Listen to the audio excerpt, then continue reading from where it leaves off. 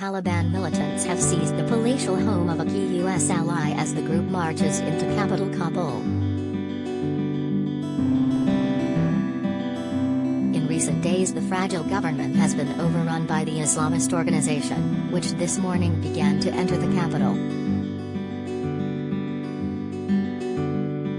Every other major city in the country has fallen, with thousands of fearful families displaced as they attempt to flee violence.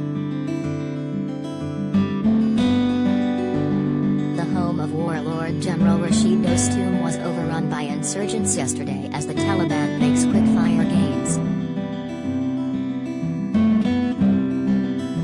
Dostum has been a key ally of the U.S. for 20 years, fighting alongside special forces in the aftermath of 9/11. The 67-year-old, who was vice president of Afghanistan between 2014 and February last year, owns a huge mansion in the northern city of Mazar-e-Sharif.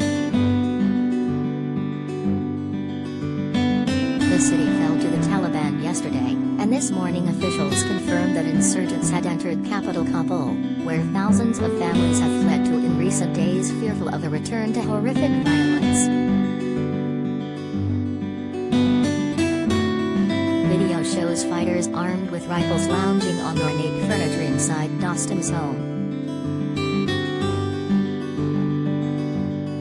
Yesterday, Adam Mohammed Noor, the former governor of Balch province, said both he and Dostum were safe and blamed the fall of the city on a conspiracy. Despite our firm resistance, sadly, all the government and the #ANSF equipments were handed over to the #Taliban as a result of a big organized and cowardly plot, Noor wrote on Twitter. Orchestrated the plot to trap Marshal Dostum and myself too, but they didn't succeed.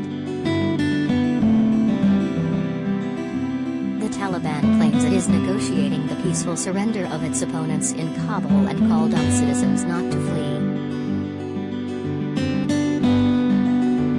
But the Afghan presidential palace says it is still in control of the city, stating on Twitter that gunshots have been heard at several points today. Earlier today, the Islamist group seized the eastern city of Jalalabad without a fight, narrowing the area controlled by the crumbling government. The U.S. has started evacuating its diplomats and was sending more troops to help secure Kabul airport and the embassy after the Taliban's lightning advances. U.S. officials said the diplomats were being ferried to the airport from the embassy in the fortified Wazir Akbar Khan district.